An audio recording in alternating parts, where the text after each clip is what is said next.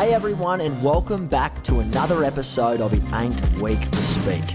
My name is Sam Webb, and this show is dedicated to ending the stigma around mental health through community, connection, and the hard-hitting truth. I'll be speaking with guests from all over the world about life to inspire and to educate people to speak up so that we can save more lives. Thank you for joining me on this journey.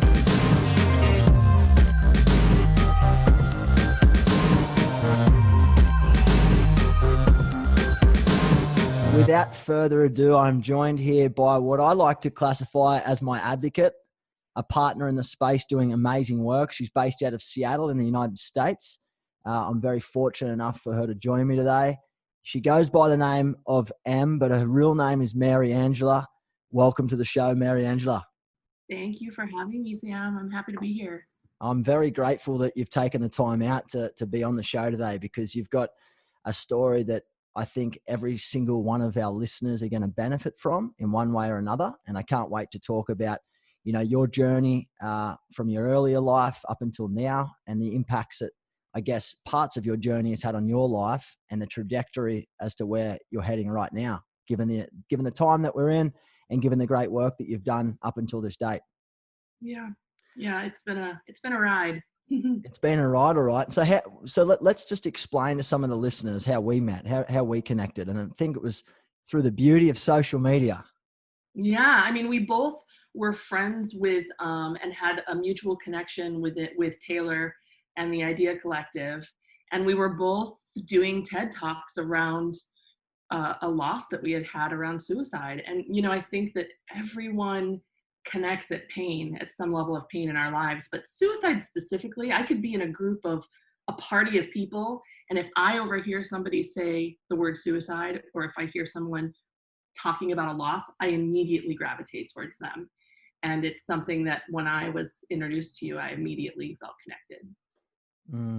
And likewise, it's amazing when you get connected by people that are doing similar work, how that space, and talking about safe spaces, which we will talk about soon, but it's amazing when you connect with someone that's doing similar work that comes from a similar area, where you automatically feel like you're talking in a safe space. It's like you don't even have to worry. There's no worry. It just, the walls are immediately down. And it's actually incredible to me, because I saw, especially in you, and I see this in so many suicide survivors and loss survivors, that there's this fire, this fortitude. I hate to use that one, not hate, but there's a reason I chose that word for my project, is like this warrior that kind of comes up out of the ashes with like soot and blood on them, and like still surviving and like shaking the ashes off them. Like those of us that have survived that, we see it in each other. And then these people are growing and doing these amazing things in their lives, all using that trauma as fuel. And it's so inspiring to me. Yeah, and absolutely is. And it comes from a sacred space, and a sacred place, I should say, that really, while we're all, in this realm of being, whether it's suicide loss survivors, or whether it's someone that struggled with a mental health challenge, or still struggles with a mental health challenge, while we might not exactly understand how each other feel, we still come from a space of non-judgment. It's safe, it's open, it's welcoming, and it's filled with compassion and understanding to a level. Do you agree with that? Yeah, totally. Well, and not only that, but I think that there's an amount of cross narration and cross compassion that happens in this space, where like you lost a good friend, I lost a brother, my brother's best friend and I are very close. And so he has explained to me how it affected him. And so I can relate to you in that way, because I have spoken to him about the loss of his best friend and how that affected him. They went to college together. And so we can understand each other by listening to the different types of feelings, loss. And it's the cross conversation in this arena, I think, is super helpful for each other to learn how to heal a little bit. Totally. And on that note, obviously, let's unpack a little bit of your own story so that we can find out exactly where this all fits in your life. And it goes back a number of years to your own experiences, doesn't it? You know, watching your TED talk a few times, for anyone out there who watches TEDx talks, Em or Mariangela has been an amazing speaker on there just recently. She talks around, you know, celebrating a survivor and creating a safe space. And I think it's a really, really important, a lot of that conversation that you've shared with the world for people to understand on this podcast platform, what it was all about, where it came from for you, and that flame inside of you that, you know, sort of pushed you to a place where you wanted to say, hello, I'm going to make a difference. This is what I want to do. And this is how I'm going to do it. Right. I think, you know, as a teen in the 80s, I just aged myself there, didn't I? That's all right. I had such a hard time adjusting. I was raised in a family that I didn't really fit, dealt with some abuse, and I attempted to take my life after a sexual assault at 17. And it was a severe attempt. And not only that, but it was an attempt that my sister saw and my little brother saw, and they were there to find me. I honestly shouldn't have survived it with the amount of medicine and drugs that I ingested. But in that conversation, my sister was old enough to know what happened. My brother was 11, and he didn't, we never talked about it because this was the Italian Catholic family we were part of. It was shameful. You didn't talk about stuff like that. I was going to hell if I talked about it. So we just, you know, your sister's just sick and in the hospital for a few days. And that's all it was. And looking back, you know, 15 years after that, my brother took his own life. And do I think I could have saved him? That's not something for me to answer. That's not a question anybody will know the answer to. But do I think a conversation about that darkness, about my experience, could have helped him? Sure, because I think during his last moments, if he would have known that there was somebody in the family that understood that and that had been there, maybe he would have reached out. And I think that put me into this spiral of trying to heal and throwing myself into advocate work and prevention work and AFSP and walks and all the things. And that wasn't helpful very, very long. What were you actually, and we'll talk about your brother Jimmy and the impact that had on not only on your life, but friends' lives, families' lives, and the impact that it's having on your motivation right now to make a difference. But why wasn't any of that helpful? And why do you think you were gravitating towards advocacy work, doing things in the community when you were at a time of loss and struggle? Were you looking for answers? Was it that you felt guilty for what had happened? Like, I just want to unpack that part because I feel like that's very, very common. Yeah. And it's something that I can resonate with. I think it was twofold. I think I was feeling very guilty. I was the sister that was the cool sister that talked to him about his drug use and being cool and young and doing, you know, hallucinogens, and like, I was that cool sister, and I had kind of had enough of him at that point of his life. He was a lot. He was a little bit of a conspiracy theorist. He was going down YouTube holes and zeitgeist and all of these things that I didn't understand. I didn't want to take time to understand. And every time I had a conversation with him, it was a loop, and it was a lot, and it was heavy, and you had to prepare yourself. And so that last moment I had to contact him was the day that he died. I was traveling through his city, and I made the conscious decision not to, because I didn't want to have that conversation with him again. And looking back, I had to deal with so many years of therapy of that guilt, and, you know, knowing that sure, I might have postponed it, but I couldn't have stopped it. There's so many layers underneath that. And I think jumping into the advocacy work, I'm a little bit of a control freak, not sure if you can tell. And so I like when things are compartmentalized, organized in my life, whether it be emotions, work, fun, all the things. This trauma, they liken a suicide loss to being in an airplane crash to your body. And I couldn't control my feelings. It was like swimming in the deep end of a pool and not being able to touch the ground. I just felt like it was very frantic, the grief in the beginning. And I needed to get ahead of it and control it. And so I started going to suicide survivor groups, which was super helpful in the beginning, very helpful. I have to note that. But after about 6 months, it starts to feel like you're picking off a scab of something that's trying to heal, because there are so many fresh faces when you go in there of people that it just happened to, and you relive that every time they tell their story. And I was past that at that point. So I had to stop that. I did a few of the walks, which is great to feel valid and solidarity, but I think that there's something inherently difficult about those spaces for me because it doesn't include everybody else. I need people to hear me that haven't experienced it. I know people that have experienced it hear me. We all know that we're there for each other, but it's the rest of the world is the reason why we have a stigma. And what do you think are really effective ways that you've, I guess, worked through over the years? I mean, since your brother's passing, since going through your own challenges, talking to people through, Faces of Fortitude and understanding people's stories, what do you feel on your journey is really making an impact when it comes to, stigma and being accepted and understood and people listening without judgment and things like that? Yeah, I think that when I started Faces of Fortitude, I didn't mean to start anything. I just wanted to share my story. And I thought I'd take a self-portrait and put it out there and see what happened. And I really thought I'd take a few photos of my brother's friends. I really didn't think it would amount to anything. And then it exploded, and it showed me that people need that space. And they saw me use that space for myself, and they were like, can we put ours there? Is there room for us? And I was like, oh, there's totally room here. And I didn't have to. And granted, this control freak in the beginning tried to take all of these stories, and I checked up on people. I did a lot more emotional labor than I should have, and it got very intense very quickly. And thankfully, my therapist, who makes her money, was like, hold up, you need to set some boundaries here because this is not sustainable.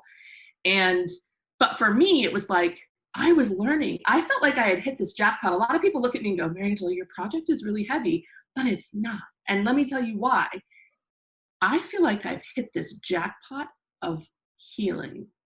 I watch every single person. I've sat with 172 people at this point, and every person that I sit with has their own very unique way of healing, of processing their grief.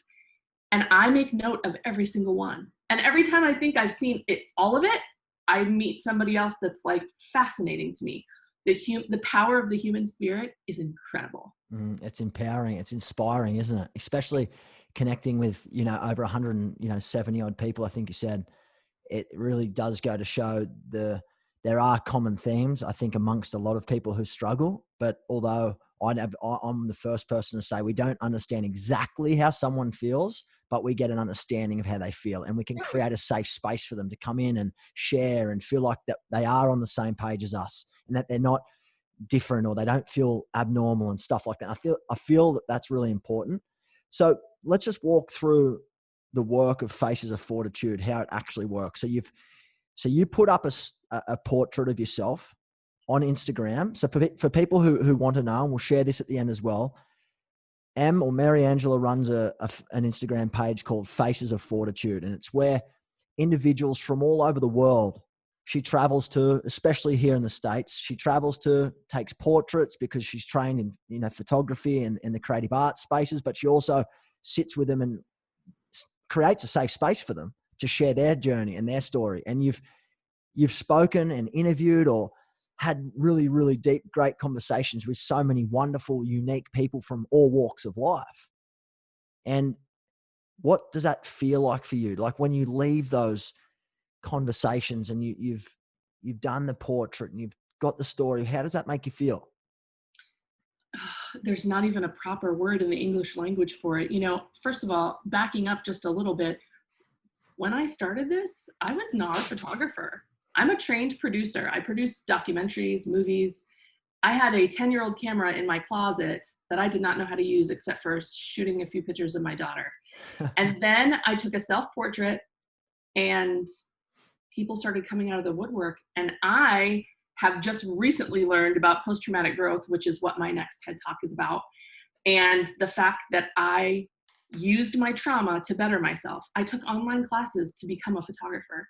I now can call myself a professional photographer, but the day that I took, if you go back and look at my old photos and look at the ones now, they're way better now. Self-trained. There's no better way than doing it, especially when you're passionate about something. Right. And there's something about, I had a doctor come up to me at a speech that I did, and he said, you know what you're talking about, your project, how you're self-trained, that's a thing. You're doing a thing. It's called post-traumatic growth. And I was like, what?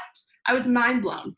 He said, it's actually a psychological effect from people with severe trauma. They psychologically train their mind to better themselves by using the fuel that trauma and energy creates in their body. Many of us do that. If you think about it. It's music to my ears. I can relate to that very, very. Google it, because your mind will be blown. It's very amazing. Think about how many motivational speakers you see out there that have had traumatic childhoods, that have risen up out of these ashes and bettered themselves, become speakers. Right? I'm writing a memoir. If you would have told me last year that I'm writing a book, I would have laughed at you. But I'm doing it. So I'm taking this trauma and I'm trying, and I know my brother is proud, and I know that he sends his energy here. But with these photos, so the last shoots that I did were in LA. And I remember, I'm not going to say that none of them affect me badly, because some of them are very hard for me. But I've gotten to a point where I curate them so that I don't handle too much of one thing in a full day. So I can't handle a lot of people that have lost their brother, or a lot of people that have lost somebody young, a child, because those are hard for me. So I know my triggers now.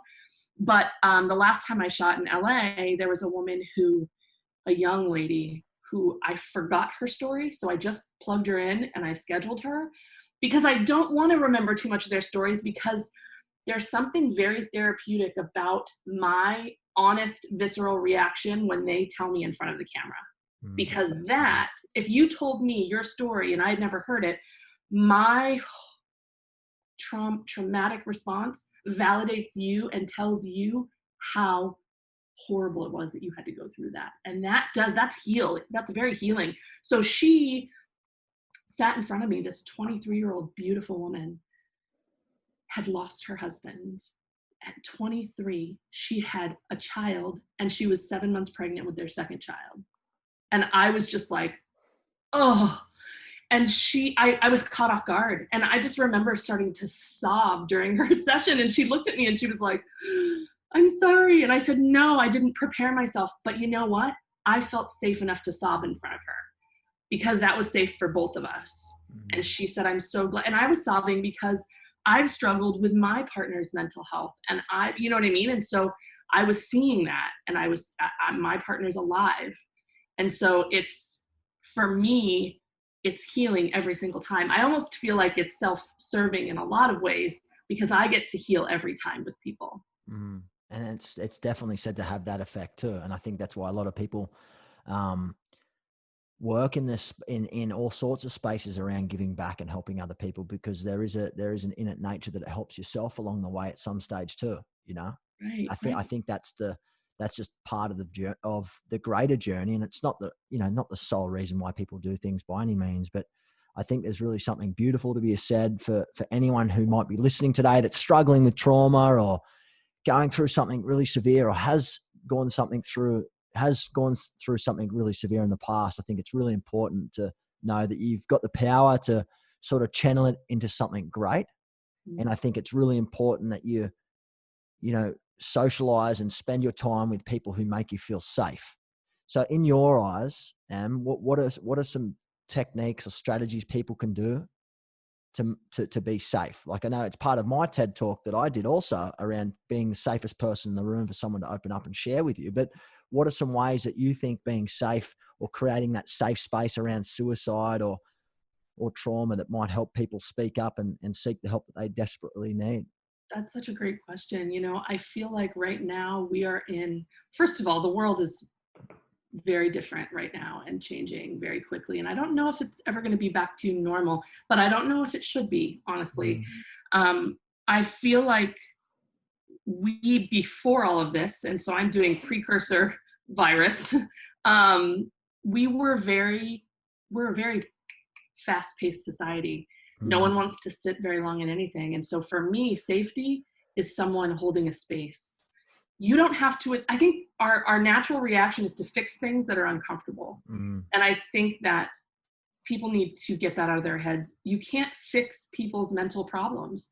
You can't give them a quick solution. What you can do is sit with them, avoid the urge to fix it, run away, make it all better for yourself, and sit with them for a minute and acknowledge how shitty it is. Man, the best comment I got after my brother died, because man, you get so many bad ones.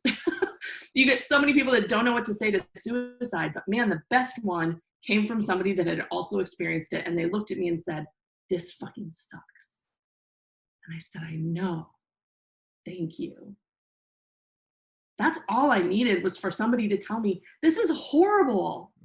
And I think so many of us just need to be not validated, but for somebody to actually feel it and go, "Oh, Sam, you lost your dear friend. That is horrible." Has anybody told you that? And I think that right now we just skip to the fix, and that's just not healthy. We're not processing. No, it doesn't. It's not truly listening to understand what's actually happening. And it's something that I brought up on a podcast before is, it's not about problem solving. It's not about trying to be Mr. Fix It. It's something that I had to learn from, winding back the clock to the night Dwayne passed away. And I think it's something that a lot of people need to learn, especially this day and age. But it's really important. And I appreciate you sharing that part of your journey with us.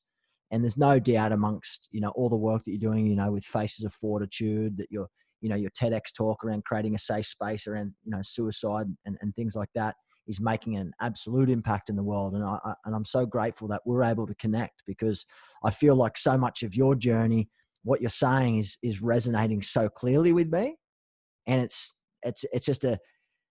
just reinforces how cool it is to meet like-minded people that have been on a similar journey doing great things. And, we're all part of the same. And I remember when I met you, I was like, oh my God, he's doing this rad clothing line. Like, he's got this amazing relationship that he's so outward about just love and connection. And I feel like there are not enough of us in the suicide prevention arena, that are sharing humanity. I think there's so many people with like formulaic, this is how you're going to be better, and this is how we're going to get through this, and this is how we're going to end suicide. Man, I just need a human. I need to see your downs, your ups, your love, your hate, your hard days, your good days. Like, I want humans keep me alive, the human experience. You did that. Oh, well, thank you. And likewise, can I ask a couple of very maybe confronting questions? And it's something that I've been asked in the past. If we rewind the clock, right, back to when your brother passed away, he was 26 years of age, and he was at work at the time when it happened, from what you said. What would have been the one thing that you've learned today and through over the last X amount of years since that happened in your family's life, that you would have or maybe have done differently? And not knowing this in the moment, and we can't be guilty, because I'm in the same situation as you. We can't sit here and we cannot beat ourselves up and go, I wish I should have did this. Why didn't I do that? Did I listen more? Should I have reached out? Should I have answered that phone call? Should I have made the call? All of that's irrelevant, because it's in the past, right? You only knew what you knew in the moment of time, given the information that you had. It's a famous line that Louise Hay says. But knowing everything you know now, and listening to everyone's journeys and going through this yourself, what would have been the biggest takeaway that you would have been able to do, or would you encourage people to do in the future if they're faced in that similar situation? Very hard question, I understand, but I want to ask it because this is what this is all about. It's not hard for me. In fact, I've done 8 years of therapy since my brother died. And so we answer that question all the time. Okay. I would, first of all, I think a lot of my second givings and processes growing up and decisions were based on tradition, culture, the Italian culture. And I just recently saw a quote that really resonated that said, tradition is peer pressure from your ancestors. And I was like, oh, yes, that is. And that's what I did. So I didn't talk about things because I was worried I was going to go to hell. I wasn't open with my feelings. I often did question authority, and that was my detriment. I was always grounded. I was always seen as the odd child out. I was always the one that was going to be pregnant first, and they would call me a slut, and, you know, all of these things. And so looking back, I probably would not, I would try to dig deep and find more courage to have those conversations, to tell, you know, I had a few family members that really loved me and were very supportive, and I never opened up to them about my feelings. I never opened up to them about what I was going through. And had I had done that, I could have built the courage to do the same for my brother. And I think possibly called him that day when I was sitting at the Atlanta airport. And I think that, could I have fixed it? No. Could I have stopped him? No. But maybe having a lifetime of these conversations now, and not letting your culture or tradition stop you from being a human with a heart and a soul, and that connects to people. I think there's a point in time where tradition and family rules and morals have to go out the window, because times change, the world changes. So true. So very true. You nailed it. And it's the same thing with, you know, stigma around male mental health, for example, or anyone's mental health. It's like this tradition of, you know, fucking suck it up and get over it and you'll be right, mate. It's the same thing. And it's just like, they're the old ways. Times have changed. This is how things get done now. And if you don't like it, get out of the way. Get rid of the stuff that happened in the past, because it shouldn't dictate the way that you communicate your future, because it could cost a life and it could change lives. And I think it's so important that you mentioned that. And I appreciate you sharing that. Yeah, I mean, we're in this gender revolution right now that, you know, when someone says something about, you know, you throw like a girl or stop being a pussy, like, I am the first one to clap back at that. But not only that, like, I am embracing my masculine side. I'm embracing the sides of masculinity that I love, and we all can. And so I think having this gender binary is so harmful in so many ways, not to just people that don't identify in one gender, but just to the genders in general.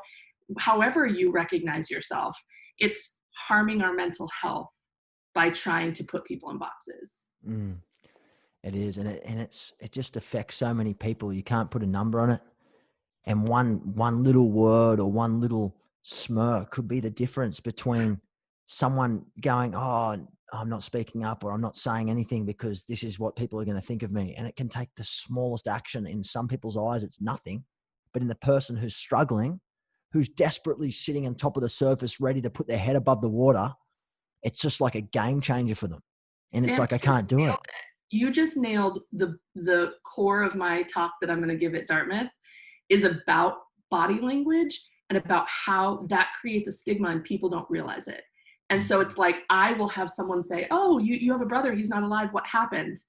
And I said the word suicide, and I had a woman, when I was working at Creative Live, look at me and go, and man, and I looked at her and I said, oh, I'm sorry, have you had suicide touch your life? Is that why you reacted that way? And she said, no, it's just such a hard topic. And I looked at her and I said, the way you reacted to that told me that it's not okay. It told me that it's too much for you to handle. And it told me that I shouldn't talk about it. And that is shame, and that is stigma. And that is so harmful. So before you react to someone who is trying to find courage to talk, we have to think about our facial expressions, our body language. Like, it's so huge. It adds, like you said, it could be the one thing that puts somebody over the edge. Definitely. And it's amazing. Like those little, body language, little words, they can mean so much, especially to anyone's mind, you know, especially to the overthinker or anyone like that. I mean, it can just send them out the window. And it's just, I think that's why it's really great seeing the work that you're doing. There's so many great people and organizations in the world doing amazing things. And I think, you know, there is definitely changes happening day in and day out. And I think we're making an impact. There's no doubt about that. I do want to ask though, as far as, you know, the projects that you do with Faces of Fortitude, I noticed part of your TEDx talk too, guys, so you can head over and watch that. It's called Celebrate the Survivor, creating a safe space around suicide. Definitely check it out. Very, very moving, 13 and a half minutes. So thank you for sharing that with the world. I think it was amazing. It was hard. Yeah, I've ever done. it is hard. It is hard. And although they're not probably the longest talks we've ever done, they're definitely nerve-wracking at the best of times. Right? They are. But you did an amazing job. Good on you. You should be proud. Part of your talk, you brought up Robin Williams. Mm. And you brought up Robin Williams' son, Zach. Zach's been a great advocate for the work that you're doing. He's a big supporter. I know that he's coming on your podcast at some stage soon. What was it like, diving deep into that journey and uncovering that? Because I noticed you mentioned, the suicide, hotlines, people were on hold for 2 hours across the United States on that day. And when Robin Williams passed away and what the effect that had on people, what was that like, speaking to Zach about that experience that you might like to share with us all? So surreal. I was connected to him through another podcast friend who said, guess who I just had on? Maybe you want to reach out to him. And I was like, ooh, can you do an introduction? And he just basically asked him if he could share his email, and he messaged me and said, Zach said he's down to hear what you're off, your project. And I was like, oh shit. And I held on to it for like 3 weeks because his email, because I didn't know what to say. I was like thrown off. I didn't know I would ever hear. And I kind of like 3 glasses of wine in wrote him an email. I was like, oh. And he responded immediately the next day and was so lovely. And so I was so nervous going up to the whole thing. And we shot in LA, and I had a dear friend that I was kind of bouncing my emotions off with. And I said, what if I say the wrong thing? My boundaries are different here because of media, because of, things that are untouchable. I don't want to disrespect his dad's honor. And my friend said, you need to remember that the person sitting across from you is just a person that lost their dad to suicide. And I was like, oh, yeah, I need to take away who he is for a minute. Like, because at the end of the day, we both felt pain. And so we had this lovely conversation. I made sure he was last in the day so that we had extra time if we need it. And he just, he kept, there were moments where he was like, I want to share something off the record, like, because I feel safe sharing it here. And was very like, I felt very good. At one point he said, your brother seemed like he was an amazing human. And this whole time, Sam, I was keeping my shit together. Like, I was like, professional, but he was saying things like, your brother sounds like he was an amazing human. He said, I think your project is extraordinary.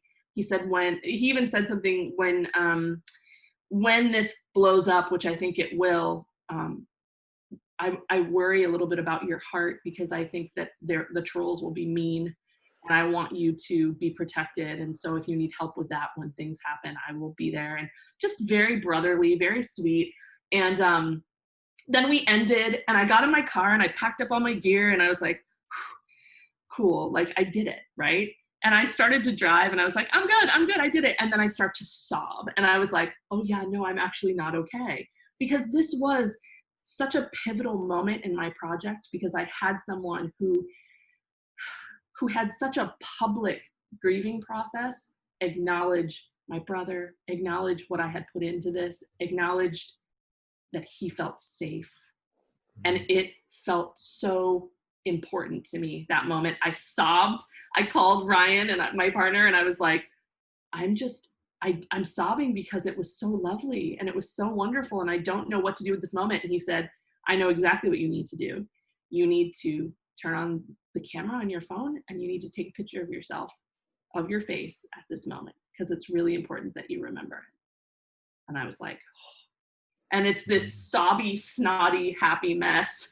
And I still have the picture, because it was like, that moment was so important. And it wasn't because I interviewed Zach Williams. It was because I was able to humanize him, humanize us, and create this safe space. And I realized, I think I saw a trajectory for the first time for this. And at the end, and like I said, he's become this friend now that, like, if you need anything, or like on Facebook, such a great advocate for what we're all going through now with this virus. And it's amazing how this will connect so many of us that normally would never be friends. Yeah, it's very, very true. And I think it's just a testament to the great work that you're doing. And you should always be proud. And there'll be times there where it probably does get a bit tough, and it does get a little bit stickier sometimes. And And I think it's important for you, especially in those times, to, you know, give yourself a pat on the back and know all the great work that you've done and the great work that you continue to do, because there's no doubt that you've changed and saved one life, you know, and and you're doing your brother proud every single day. And I think that's something that you definitely got to grab and own wholeheartedly. Mm. So I I'm think working on that's it. amazing.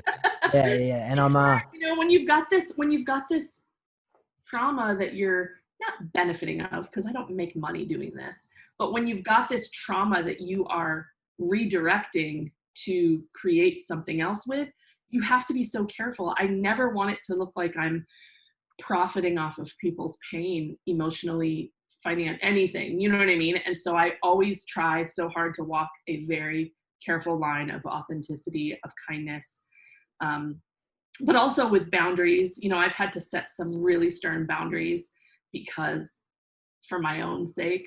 And so, yeah, it's a very tough line to balance. It is, but it's very important to remain humble, stay honest to why you're doing it, stay authentic, and have a very clear cut communication and transparency with the people that you're dealing with. And I think it's always going to go forward in that regard, no doubt about it. And that's, you know, I just think that's the way it is. Where to from here, Mariangela? What's the goals now, and how are you handling lockdown?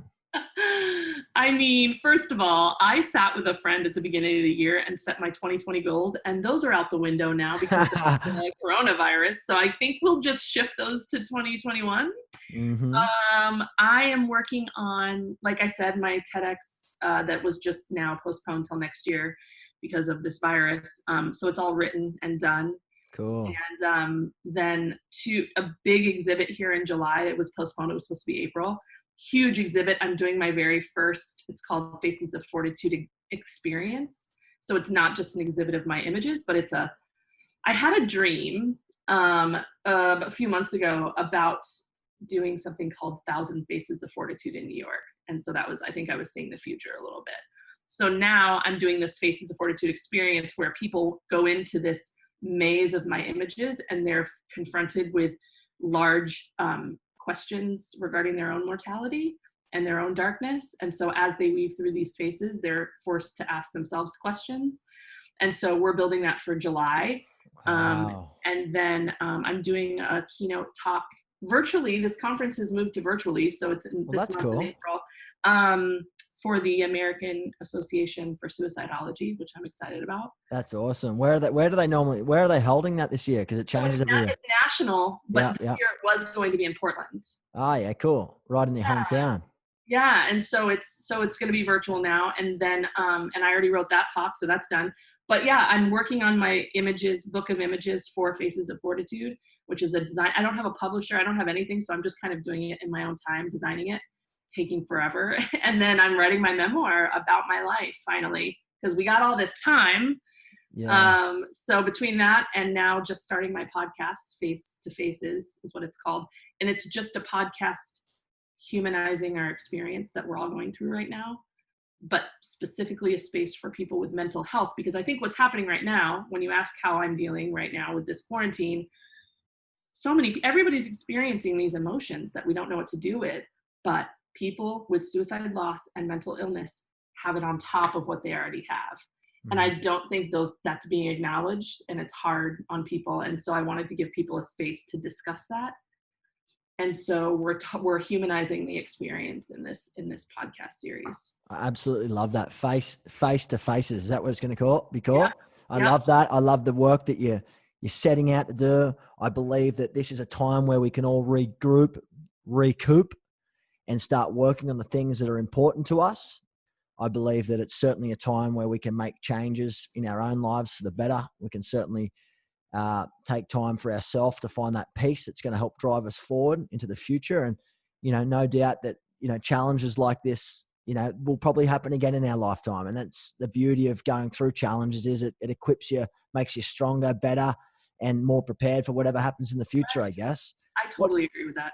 What's a few tips and tricks before we finish up, and I want to find out where people can find you and how they can hunt you down and how they can maybe get involved in your projects. What's some tips and tricks that you might like to share with people from your own journey and your own experience about how people can live well maybe if people are struggling right now in silence that haven't had a chance to reach out to someone, or as a mother, you're a mother. I want to find out what that experience is like as a mother, how you're juggling this from time to time, and how maybe you could support other mothers with any words of wisdom. I like to say that I am a mother that learned to mother opposite the way I was mothered. My daughter's my best friend. And so during all of this and during my parenting kind of journey, I've tried really hard to make sure to show her my missteps and show her my mistakes and humanize them and learn to apologize, because that's something I was not brought up with. And I think that that has helped so much as a mother, but also now as somebody who struggles with anxiety and struggles during this time. I want people to remember that it's okay to sit in that place. It's okay. It's so scary, don't get me wrong, but sit in it and just remember you can't live there. Right now, I had a friend and I was talking her through it, some anxiety the other day, and she was like, Mariangela, I can't be inside anymore. This is driving me insane. How do I do this? We have to get ourselves out of that space in our head. And I think tactical things are really helpful for me. So what I do when I'm spinning in my head a little bit, I will get a glass of cold water, put a bunch of ice in it, take off my shoes, take off my socks. If I have a porch or I can go outside, I will put my bare feet on the concrete. Or if you're just in your apartment, do the same thing, stand by a window, put your hands on the glass. As it gets cold and like moisture on the outside, close your eyes, feel goosebumps start on your arms, feel your body temperature slowly is changing, feel the hairs on your arms stand up, take a deep breath, take a drink of that water, feel it go through like your whole body and change the temperature. And I guarantee you, your headspace is different after that. You've taken yourself out and you're learning that your body changes just as fast as your mind can change. And I think that if we can just take a moment and listen to our bodies and listen to ourselves and try to get ourselves out of that space, we can heal ourselves better than we realize. It's a great little tool of mindfulness. It's really, really, really, really effective. It works for me. And that's exactly right. And we all have different strategies and tools and techniques, and not everything works for everyone. And that's the beauty of speaking to people like yourself, because we get a whole bag of tricks and we get to try them. And if they don't work, we go to the next one. And there's no judgment. It's fully acceptable. It's going at things with an open mind and an open heart, and having no severe expectations, because that's when things sort of get out of hand. Right. Agreed. Where can people find you, Em? Where do people find you after the podcast? And I will, for anyone who wants to join the Facebook group, they are more than likely to join the It Ain't Weak to Speak with Sam Webb Facebook group, which is through our Facebook page, livin.org, where the conversation will be continued. We'll be able to share with anyone who's part of the group, insights or handouts or links to all of our guests' experiences. So where can people find you? How are they best to track you down? Yeah, I think Instagram is my first kind of mode of communication, and that's just at Faces of Fortitude. Facebook, we have a big community too, which is at Faces of Fortitude Portraits. I'm on Twitter, which just is myself, Mariangela Abeo, which you can often find me in the evenings with some wine, politically things. And then facesoffortitude.com. And then which is a hub for everything. And the podcast can be found right now, linked to all my websites, but also find it on iTunes, called Face to Faces. I'm working on getting it on all the platforms, but it's a process. It is, but you will get them there, no doubt. And I'm looking forward to seeing that propel forward.